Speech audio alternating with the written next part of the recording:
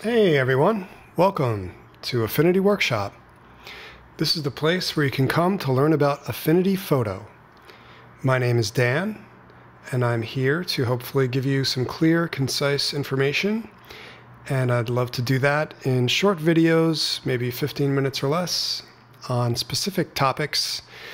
Feel free to ask questions. If you have questions regarding anything I cover in the video, I'll be glad to try and answer it, possibly in a subsequent video.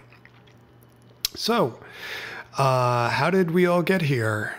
I am here, just for background's sake, really quickly, because I am still on the operating system for Mac Mojave, and as soon as I upgrade to, see, they're telling me to upgrade to this guy, Mac OS Catalina. Unfortunately, that little program there is going to kill this, and that's what I've been using to do a lot of the more complicated editing in my photography, Adobe Photoshop CS6, and that was the last program Adobe released that was I guess license-based, where you could just buy the program and keep it.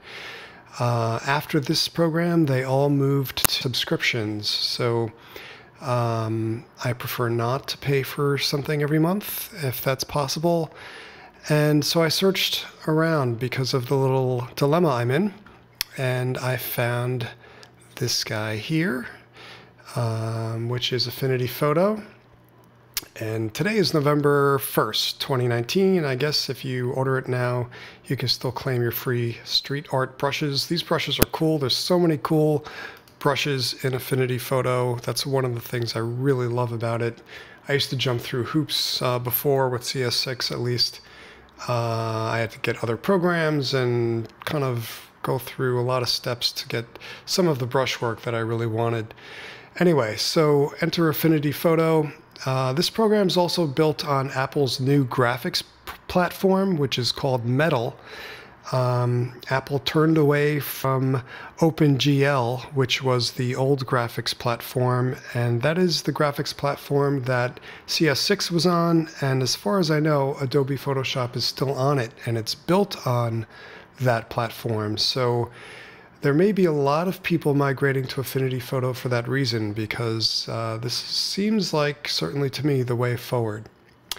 So if you have any burning questions about the program now, feel free to ask. I'm probably going to begin soon with basic tools, such as the basic brush, for example, basic selection techniques, because we use that a lot in photography.